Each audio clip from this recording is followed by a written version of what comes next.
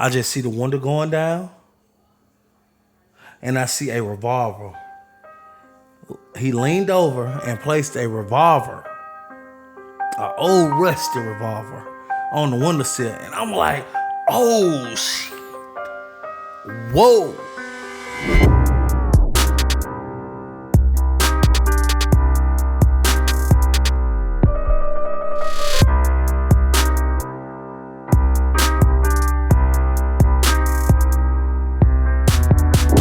What's good, world? Welcome to another episode of Rewind TV. On this episode, I'm going to talk about August 19th, the day I was shot.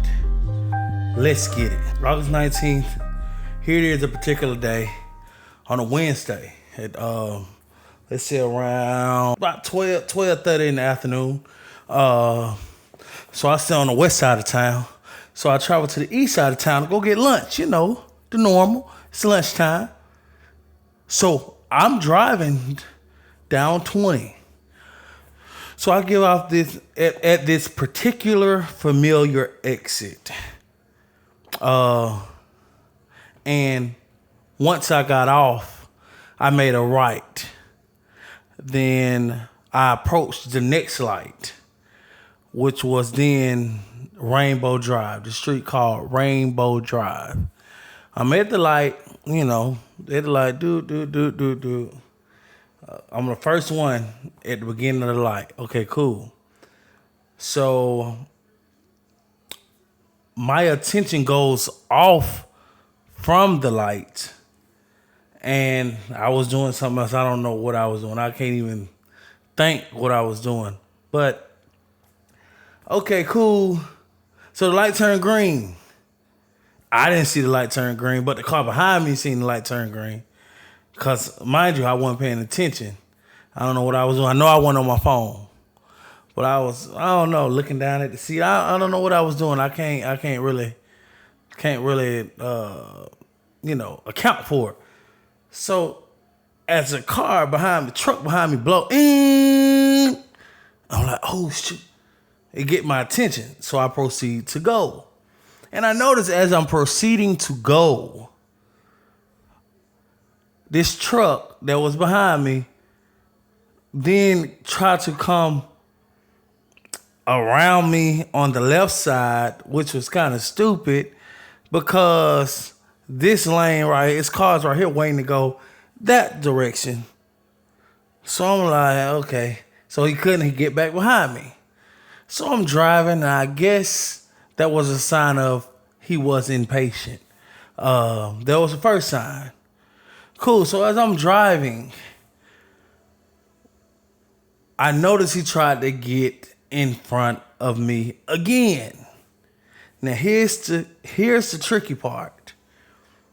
So I noticed as he tried to get in front of me again, he couldn't. Why he couldn't? Because it was a 2-lane road, and as I was going up the hill, I was picking up speed. So as I'm going up the hill picking up speed, and he couldn't get in front of me the second time, then we would proceed, and I approached this bridge. And I heard a pew, and I'm like, it didn't register in my mind that it was a gunshot. All I just heard was a pew, because y'all know good and doggone well, if I would have registered that was a gunshot, man, I would have got out of Dodge. Like, for real. You see what I'm saying? So okay, cool. I ain't worrying, but I'm like, I heard a little pew, but I'm like, my dumb self, still going. Then I approached the next light, which so happens to be this road called Cockleboro. So the light is red, and it is a burgundy vehicle in front of me this time. As I'm proceeding to stop at the light, I noticed the truck that was behind me. It pulls up now. It's now beside me. So I'm like, what in the HELL is going on? I don't know how this person look. I don't even know who's driving. All I know is this person have on a mask. Can't see his or her face. Pretty sure that was black because I can tell if a white person was behind the mask. I know the person was black. But let me not get off track. So as I make a stop, the truck pulled beside me. Do you not know? After this truck pulled beside me, all I did was like, and as I'm doing this, I just see the window going down, and I see a revolver. He leaned over and placed a revolver, an old rusty revolver, on the windowsill, and I'm like, oh shit, whoa. Instantly think to back up. But keep in mind, I'm a quick thinker. So if I would have backed up, it would have been a straight shot, pew, to the head. And I would have been gone for real, for real. I don't know nobody who get shot in the head and make it. At least make it 100% or 7% stable. You see what I'm saying? But so I'm like, oh shit. I panicked. I'm like, oh shit. I panicked. Cool. As I see the gun, I'm like, leaned up. Put my arm up like this. It wasn't even, bruh, it wasn't even 3 seconds after I seen the gun. I just see glass and blood. Kid you not. Glass and blood. Blood was like dispersing, like it was dispersing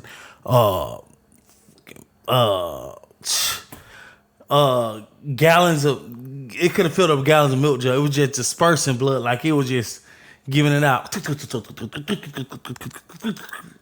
Blood all over the car. So I'm like, I could not believe I was just shot at a red light. I ain't shoot no bird. I ain't blow back. I did not hit on brakes. I did not taunt this person. I did not do none of that. So for only thing I can think of that he or she could have probably been offended by was actually them not going around me the second time. That's it. So, okay, I'm shot now.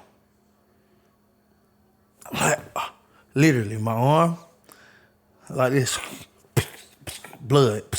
I'm like, I see him or her drive off slowly and turn right onto the street. Politely drive off like this something they did before. And here I am left for my life, fighting for my life. I ain't never seen that much blood.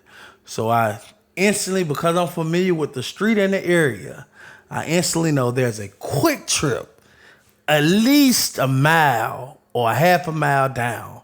So I hit the gas, and I speed to that daggone quick trip.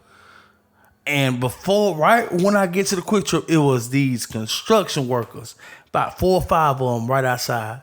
And I turned in, and I said, down 911. I just been shot. And then I collapsed to the ground.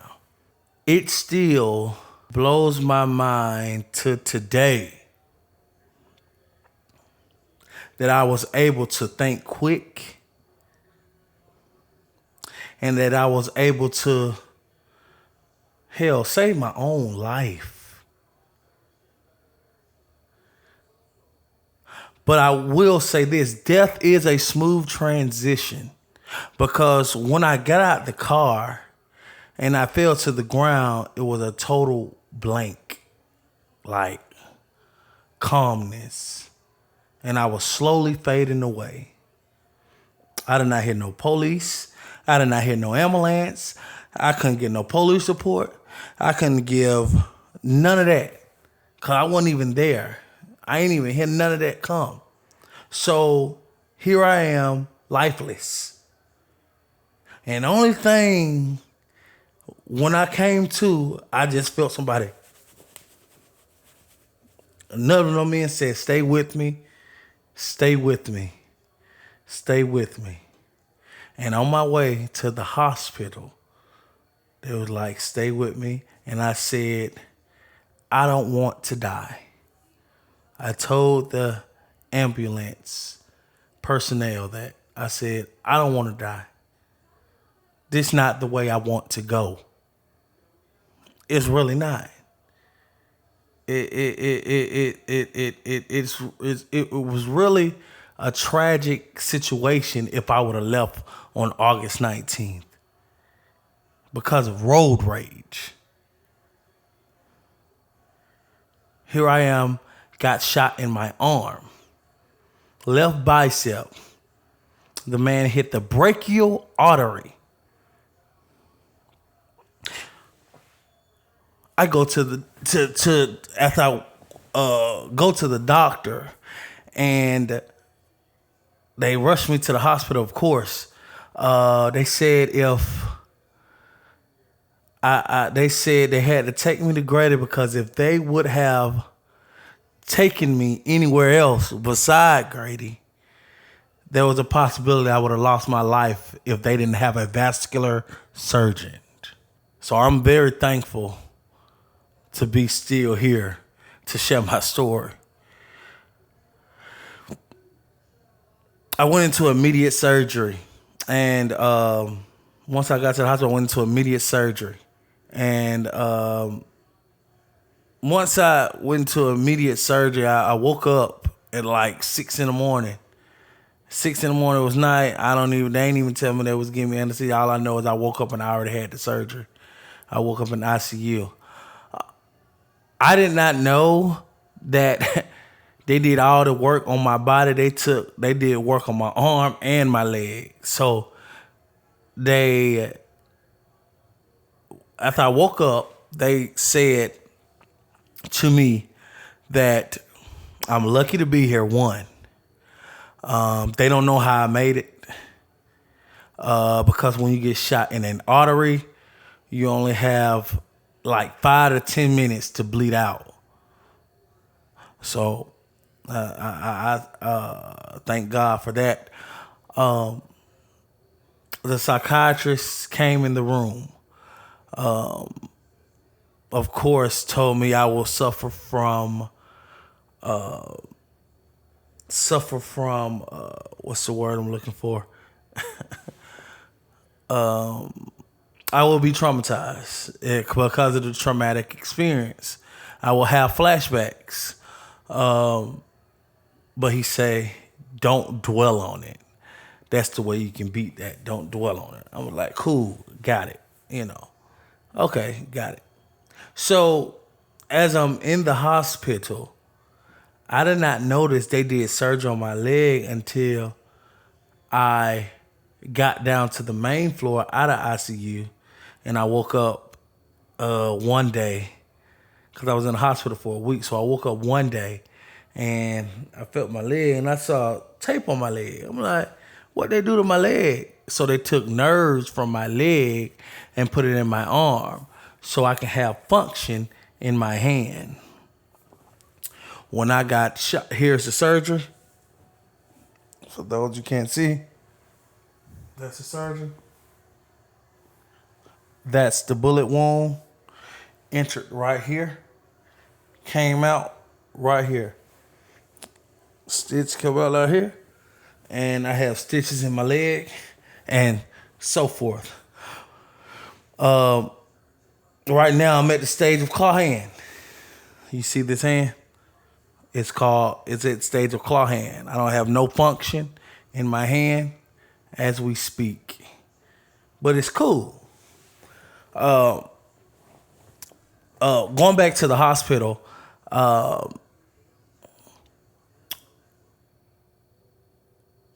what I learned from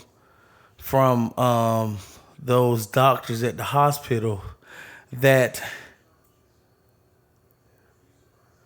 it despite the traumatic experience that you go through, still like keep going. Like they were very inspiring, especially the psychiatrist. Gave me good tips on how to not think about the gunshot. Although she said, because I experienced it's easier for anybody to tell me it's not that serious. So I got shot August 19th. Here it is, August 20th, 21st. Like a handful of people know I got shot. So I'm like, wow. It still blows my mind today. I can't lie. I'm very hurt that I'm not able to do the things that I used to do or do the things that I would like to do. However, I'm not broken.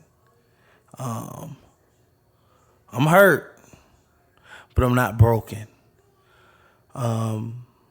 If anything, that bullet made me go harder. If anything, I it I can't stress this enough that road rage is not the answer.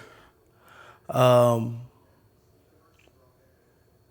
side effects of my incident is when I hear a horn now, I go to a frenzy. When somebody will pull up beside me, I go into a frenzy. I try not to look left or right. That junk be so, I'll be like, God, like, ain't no gun finna come out of this. Ain't no gun finna come out of this. But, yeah, I'm here. That's also, me getting shot also inspired me to start my podcast. I've been shot now a year. It'll be a year and some months now. And I don't still have my function in my hand. But, with God, I'm trusting the process. Hopefully my hand open up before the surgery. And if I do go into a nerve and tendons transfer surgery, my hand supposedly open up. So right now my fingers can't open up at all. With saying that, I want to encourage everybody that don't be so impatient while you're driving. It is not that serious. Here I am telling you, blessed because I'm still here to share my story with you all. And I hope someone take heed to what I'm saying, because road rage is not the answer. I would have never thought in a million years a simple horn could lead to death. I would never thought a simple horn could lead to death. But I'm gonna keep going. I'm here. I'm built. I'm built to keep going. I cry from time to time. It's normal. I went through a whole depression, gained weight. Oh man, the depression was real. But one thing I learned about depression was you can get yourself out of it. You definitely can get yourself out of it. To the person who shot me, I don't know who you are. I don't know what you look like. But I do know what you drive. And I do know you affected me physically. And I want to let you know that I forgive you. And remember, I want to leave everybody with this. In order to solve the problem, you must first identify the root of your problem. This your boy Jay, and I'm signing out. Love.